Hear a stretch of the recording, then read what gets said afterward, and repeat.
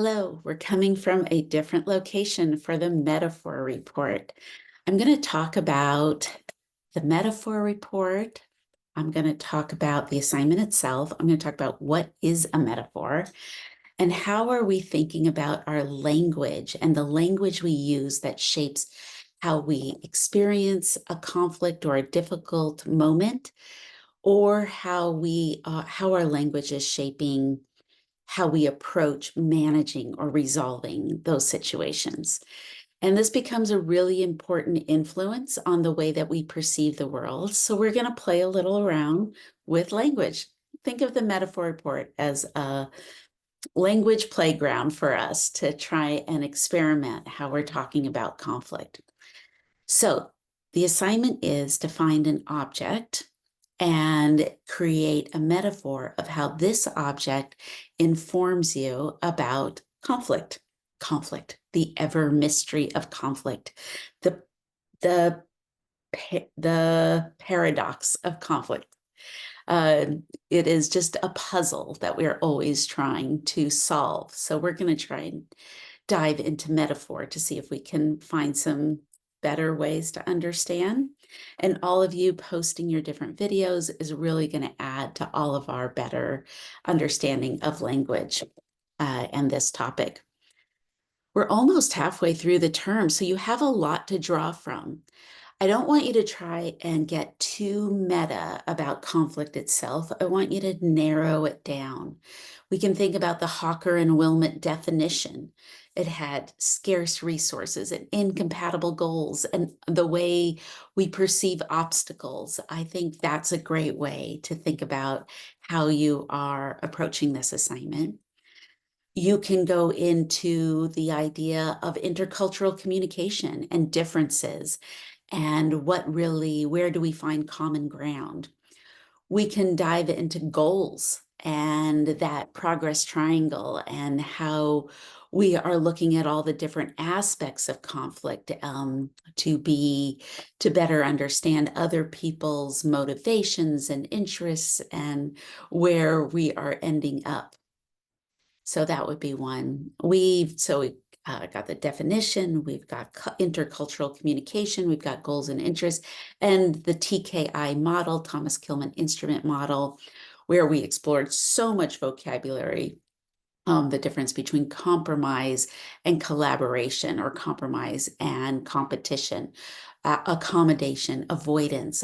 There was just so much in the TKI model that you could also use. And since we just finished that one, maybe that'll be fresh in your mind as we move into this next part of the term. Oh, so wow, we are really coming through a lot. If it feels like you have been doing a lot, you have been.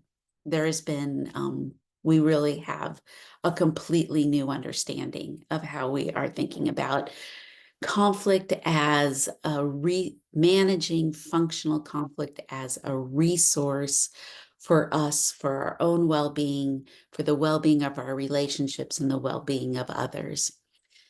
All right. So the next thing I want to talk about is, what is a metaphor anyway, right? In its most simplest terms, metaphor is X equals Y.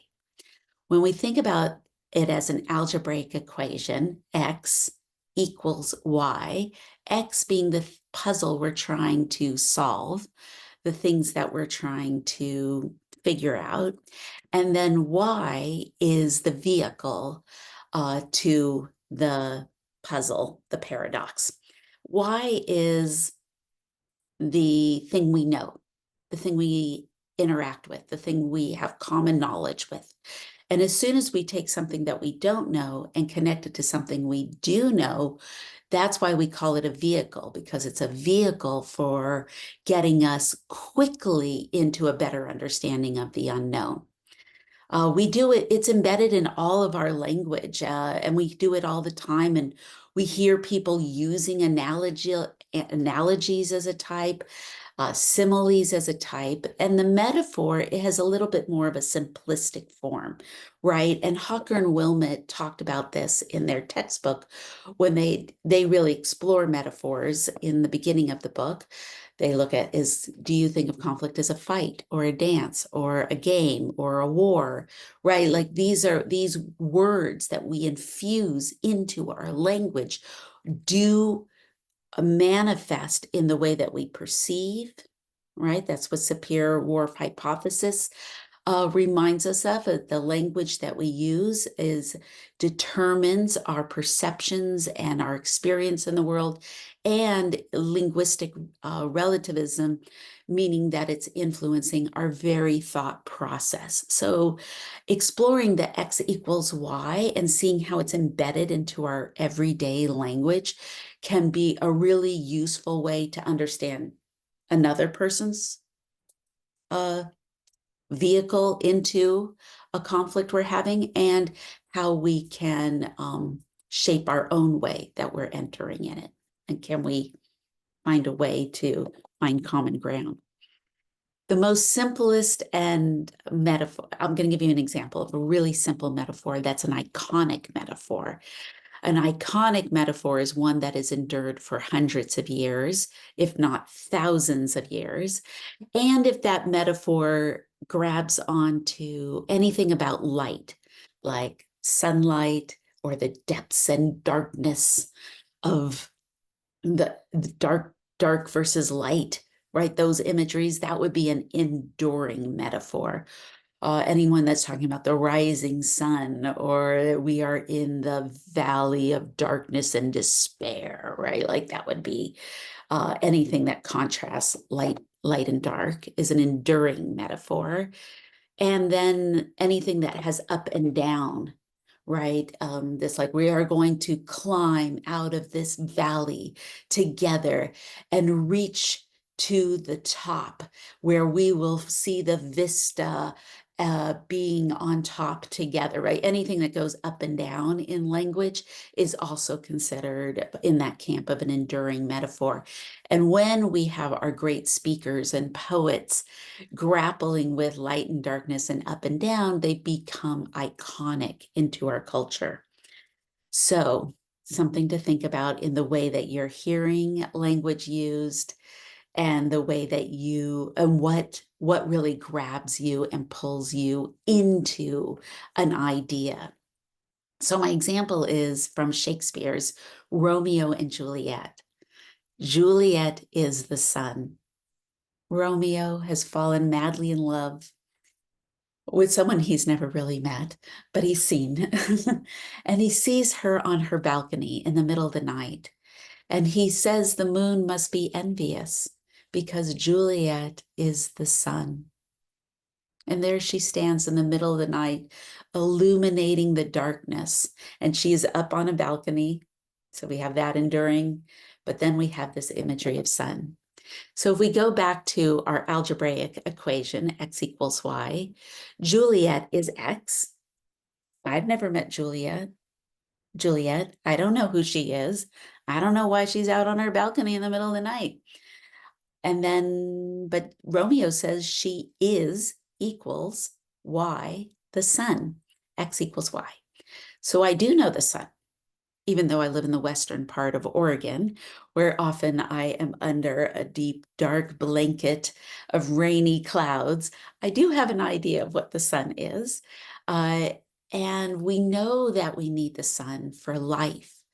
And when it does peek through the clouds and we get that glimpse of it on a rainy day, oh, how it makes us feel is probably the experience Romeo is feeling looking up at Juliet. He is infused with the lumens and the life that she is infusing into him. And so we know we need the sun for life. We can't have life on this earth without sun. It is what makes our crops grow and our forests thrive. We need that sunshine. However, can we have a little too much sun? We can get burned by the sun. We can have these horrible heat waves that are oppressive and take away our energy and starts to erode our health. And we know that we also need those cloudy days and that rain. We need a little bit of that when we have too much sun. So Juliet is the sun, X equals Y. All of a sudden, in this small phrase, we not only learn about who Juliet is, but it becomes this forecast of what will happen when we get too much of what we are craving. And we can feel the tragedy of the play in just this small phrase. That is a powerful, iconic metaphor. So I'm not asking you to be Shakespeare for your presentation, but I am asking you to think of the paradox of conflict in a better way that we can think about it with objects. And I expect you to find an object, something around, it may be in your home, that you can pull out, not like our first assignment where I asked you to find 5 to 10 objects. No, just one this time.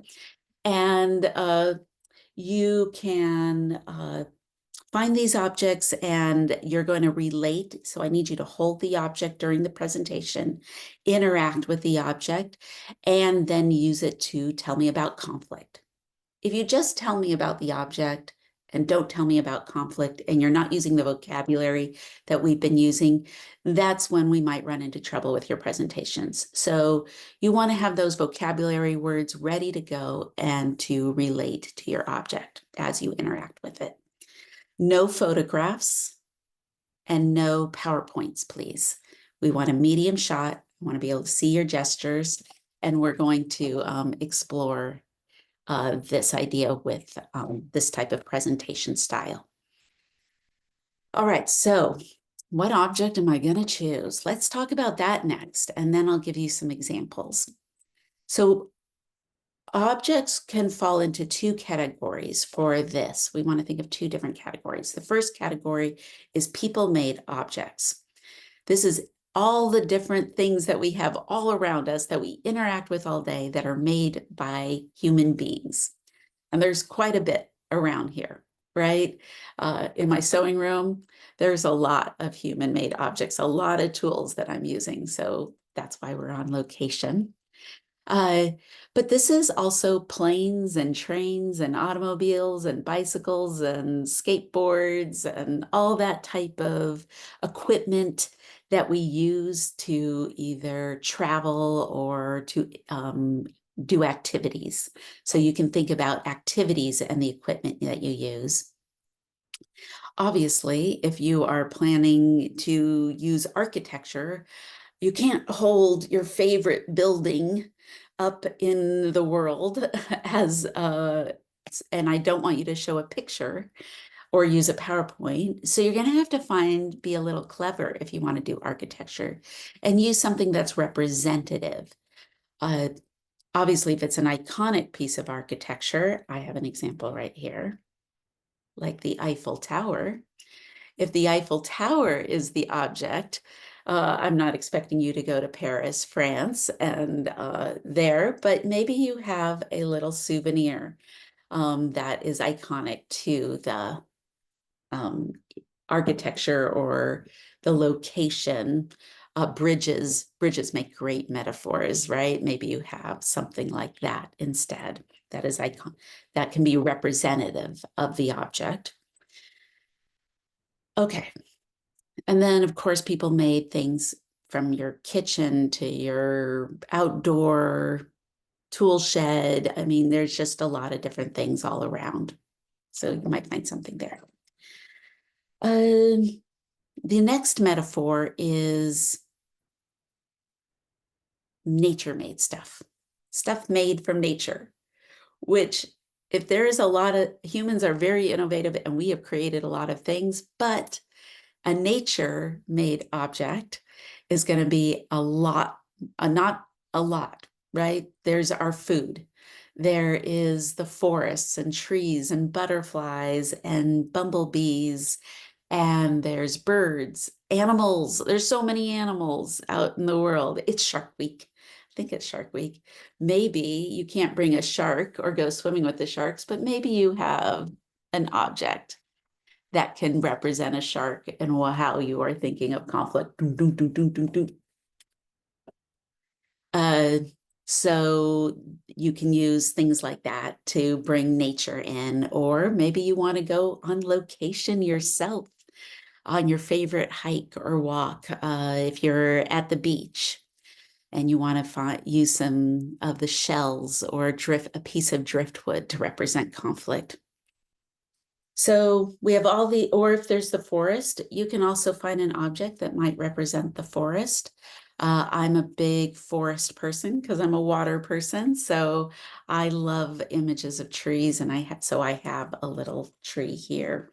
I feel like they are the essential component to drinking water and breathing air.